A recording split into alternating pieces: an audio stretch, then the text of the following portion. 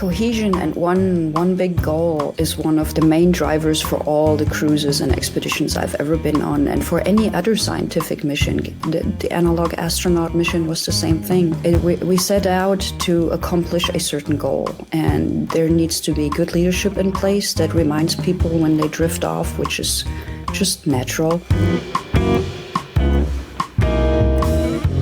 In this episode, I'm talking with ETH Alumna Sandra Herrmann, geologist, paleontologist, and a member of NASA's analog astronauts. This is the We Are ETH podcast, and I'm Susan Kish, your host.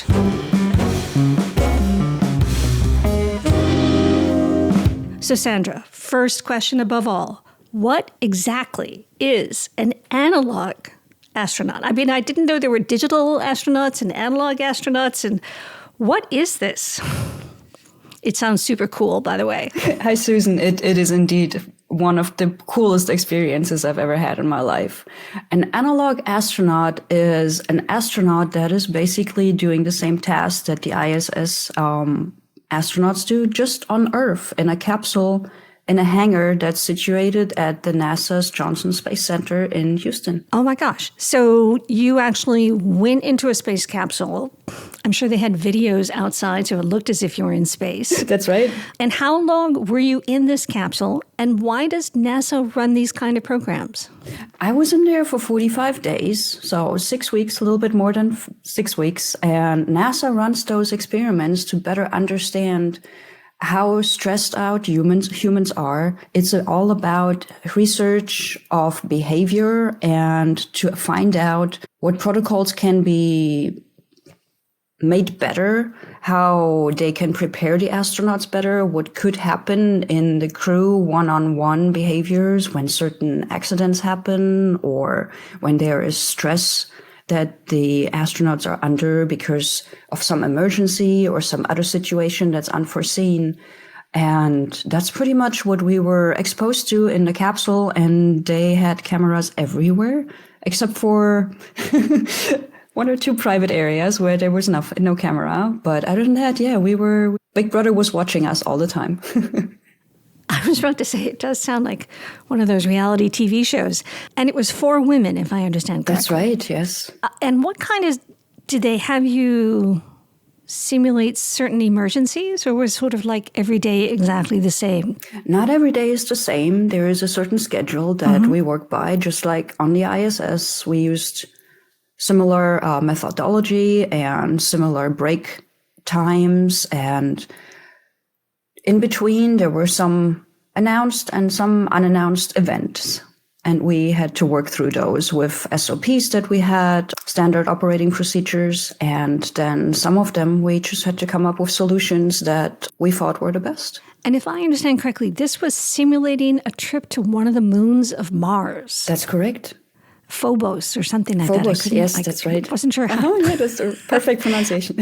And how does one become an analog astronaut? I know you have a PhD. I know you've been working in scientific areas for years and years, and we'll talk about all that. But how does that happen? Could I apply? I am sure you could.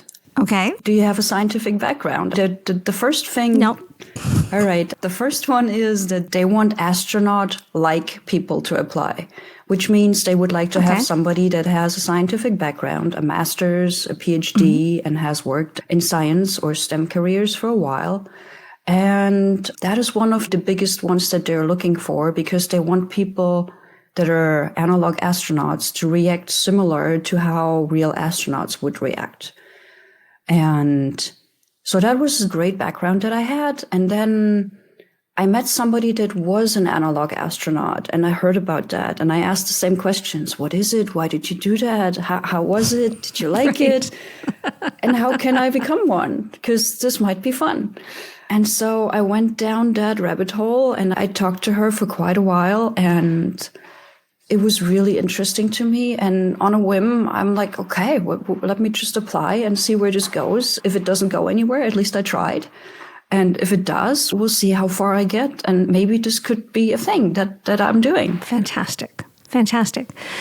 I can't imagine, but I would expect, or let me rephrase this differently.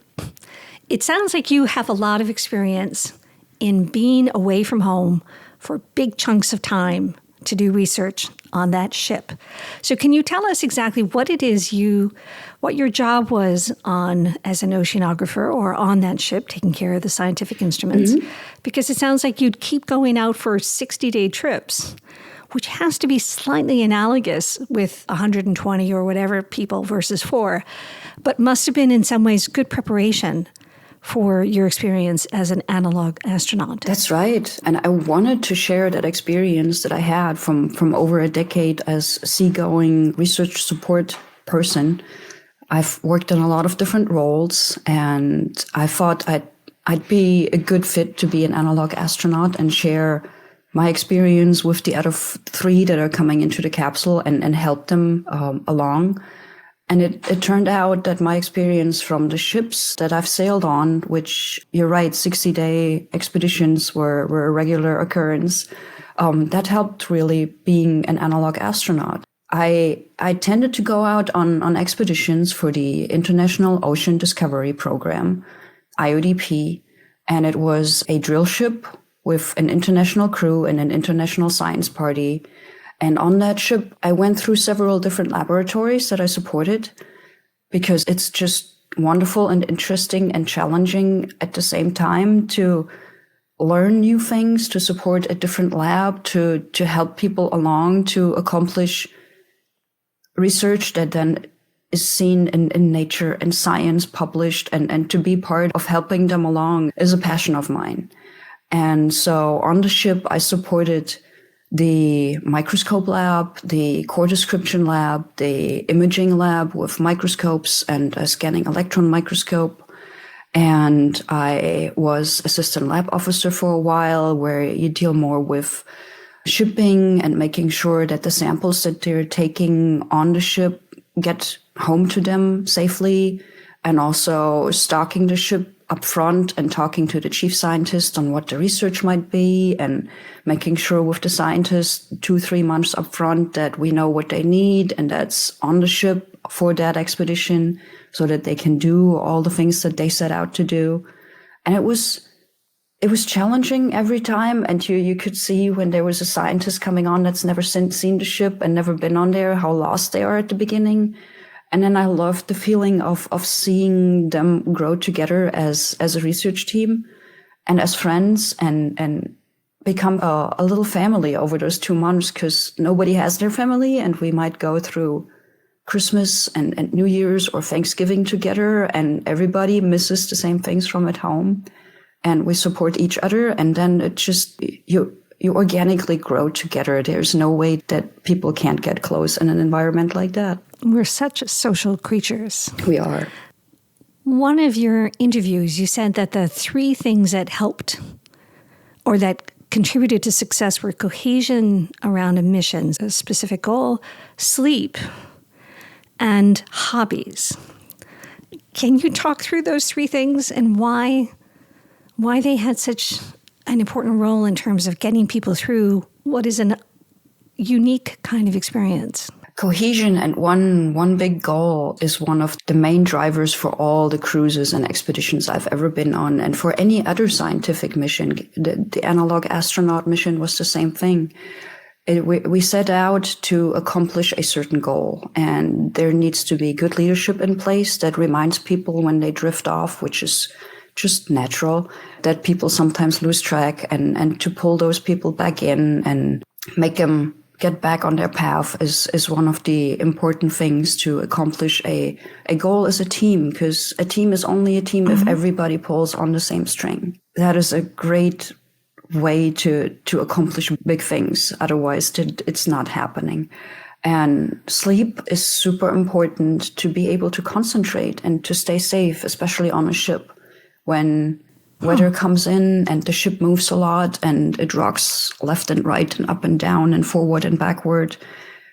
One needs to hold on. One needs to make sure that the chemicals are stowed away in a safe area that one plays with, and that one works with all the safety gear that one needs for the certain location that one is on, and that one has an eye on everybody else around, because they might not be used to it as much, and reminding people what's needed in certain areas is important. And sleep is essential to be able to concentrate. And then hobbies. But getting sleep on a ship. Yeah. Do you get seasick, by the way? I forgot to ask that question. Barely. A little bit here and there. It depends on what I'm doing, but I have my ways to get through it. And sometimes the ways are just, okay, I need to get a coffee and I need to stand outside on deck for 5 minutes and just look at the horizon and get some fresh air, and then I'm good. Or I just need to eat a little bite so my stomach has something to do. But I'm fortunate that I don't get too seasick. Not some scientists that I've seen that unfortunately needed additional aid. But yeah. I can imagine. And then hobbies. Hobbies are important to take the mind off of just working all day, every day.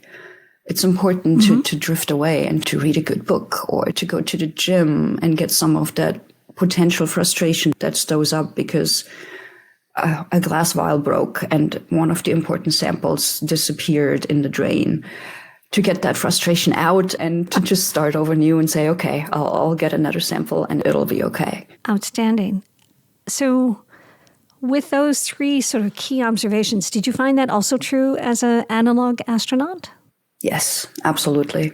It was something that I brought into the capsule, and I pulled my crew members sometimes over into that side when I felt that they're getting frustrated or bored or overwhelmed. I was like, hey, you want to do a dance party? We got some music here on the laptop. You want to in this hour that we have off, you want to like just wiggle it out a little bit? Oh. Do you really? Do you have a Spotify playlist that you've downloaded? We had some music on our Surface Pros, yes. That's great. So we had a little 80s dance party. Yep. Fantastic. Would you go back to sea and do more missions on sea? And would you go back to being an analog astronaut should the opportunity arise? Yes, to all. I am now working in a job that I am still going to sea, and I'm really happy about that. I don't think I could live without going somewhere and exploring and still being out on the water is just wonderful. An analog astronaut, real astronaut, if I have the opportunity, I would love to do this again. And I would love to go into real space and help pushing boundaries there. Yeah. So we'll see you on a mission to Mars or its moons. Sandra, I'm assuming that when you go on these missions, I don't know if mission's the right term for it, but on these voyages, that you're also involved in what the underlying experiments are and what they're trying to prove or understand or whatever. Which ones of these do you find, are there any of the research projects that you've found especially inspiring or really interesting in your years on these ships? You know, Susan, it's always a pull since we as IODP, we support the scientists. We help them set up their experiments and we help them troubleshoot the instruments, but we're not really there to do the research. So sometimes when the paleontologists sit on a microscope and look at their samples, of course, I walk by because I know how it's going and I look at the microscopes and it's like, oh, you want to try this setting or that? Can I help you with something?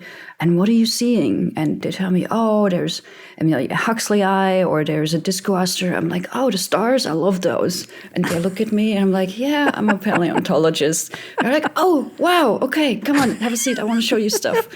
And it's great that I can look at stuff and we can talk and then they show me what they found. And once they know, we talk about it a little bit here and there. And it's nice to be part of it like that and to see their knowledge about the area grow. But I'm per se not part of it because it would almost be too much to be involved in that part too, because I want to make sure that they get all their technical instrumentation figured out and that all of that is lined up for them.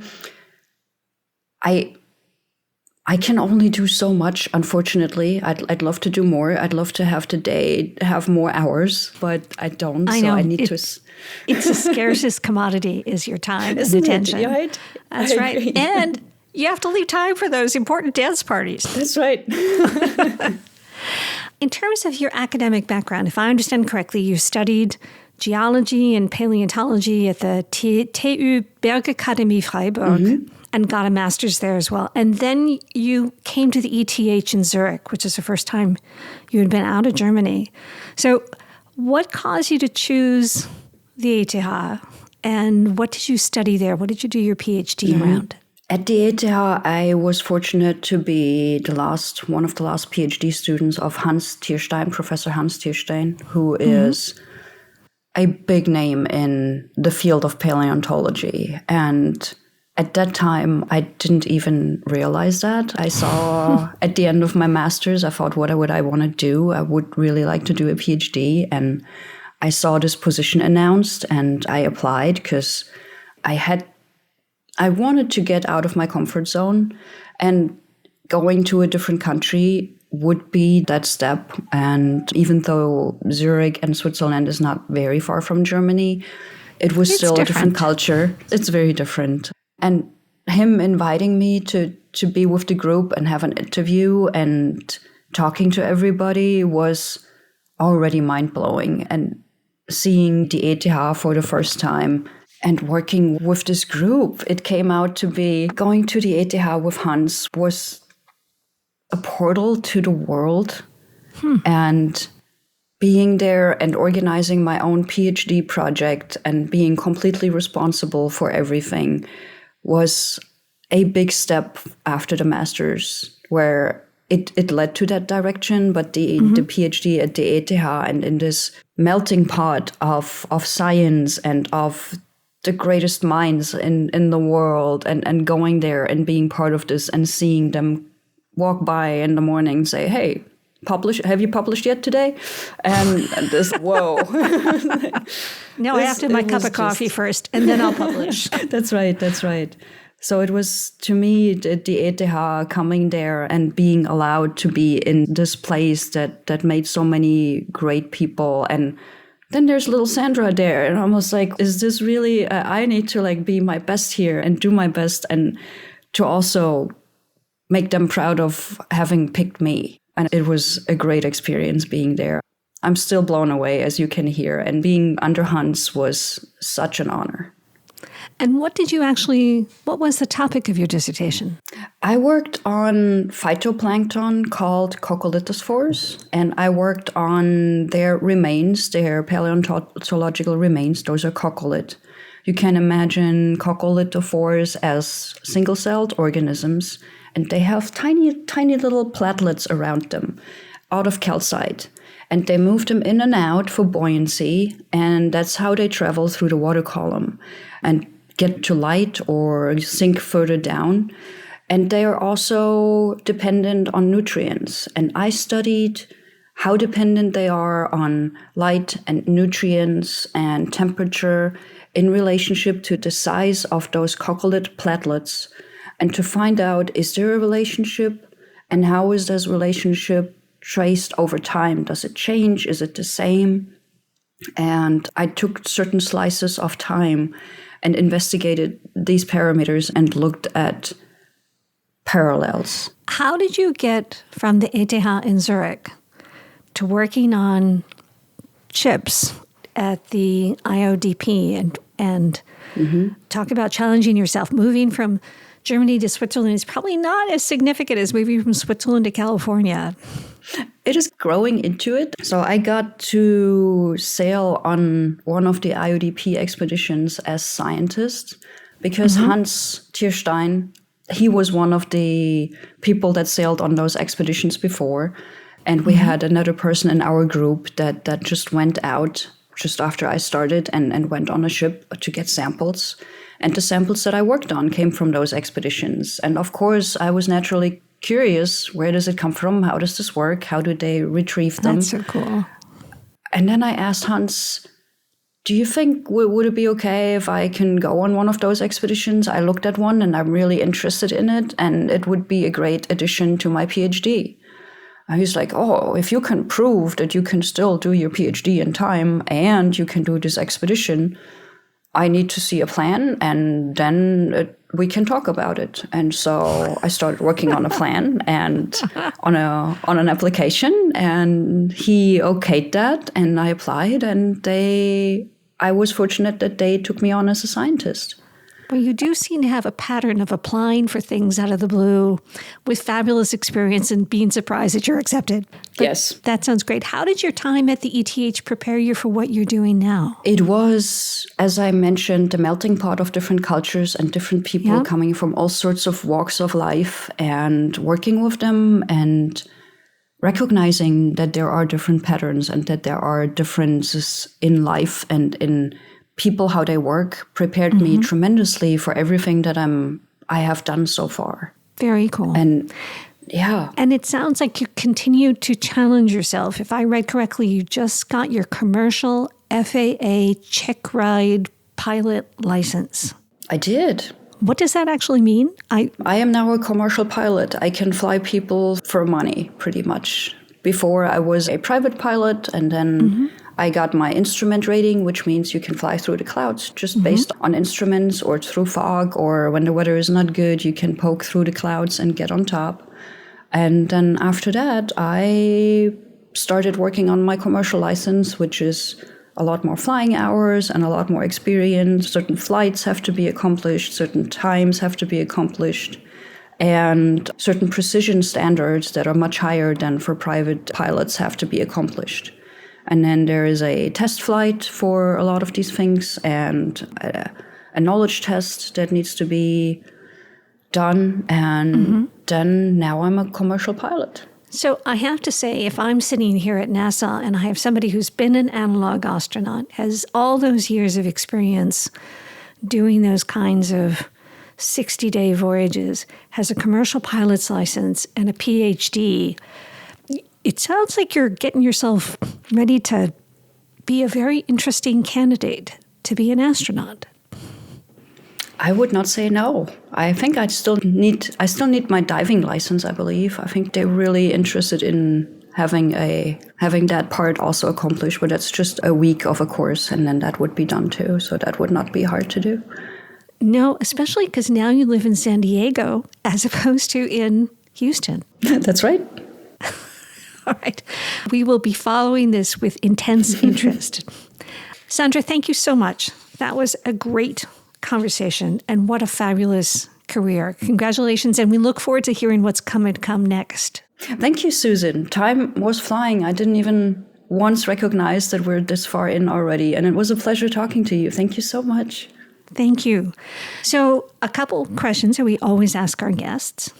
When you were a little girl, what did you want to be when you grew up? I wanted to be a veterinarian. I love animals. All sorts of animals. It doesn't matter what. And I wanted to help them. Fantastic. And what areas are you curious about now? What are you reading? What are you listening to? What sparks your scientific curiosity? I am listening to a lot of different podcasts depending on where my interests go. Listening to how to understand a cat better because I have one and I want to know how to treat him as well as I can. Having books here when I'm looking over to the right is Richard What's Branson. What's the name of your podcast, Sandra? Because we collect these and we put them on the notes for these things. You know, I will need to look that up. Okay, no worries. Let me look that up and send that to you. Thank you. And what are the books that you're reading? I'm looking at 5 Levels of Leadership. I'm looking at Richard Branson, Losing My Virginity, and The Truth About Managing People. So I'm looking more into bigger examples and how they led big groups and how they inspired people. I want to inspire people. With all the things that I've done, I'm slowly realizing that not everybody is as lucky as me to be able to have all these opportunities. And I want to share it, and I want to have people stretch their reality and try to just get out of their comfort zone. And I want to learn how to inspire people better. That's why I'm reading a few of those books. Fantastic. And you already do inspire people. Thank you. Push them to do greater things and follow your example with that. When you go to Zurich, or when you think back to your time in Zurich, what were your favorite places, either in the city or at the ETH? Probably going down to Lake Zurich and sitting underwater and just having my legs dangle there and watch people and look over the water and think about what could be the next good thing to do. And just to relax also, to walk away from the PhD for a little while and to relax the mind, to be ready for the next week. Fantastic. So yeah, on the lake and then maybe on the terrace in the main building overlooking the city because it's so gorgeous with the mountains in the back. It really is. No matter the season or the time of day, I completely agree. Sandra, thank you so much. Really appreciate it. Susan, thank you. This was a pleasure.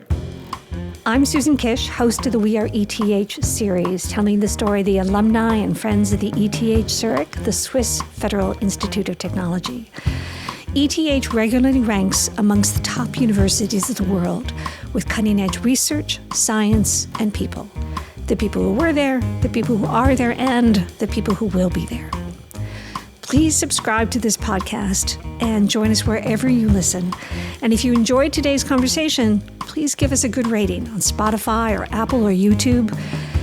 And to close, I'd like to thank our producers at Ellie Media and the ETH Alumni, and especially to thank you, our listeners, for joining us today.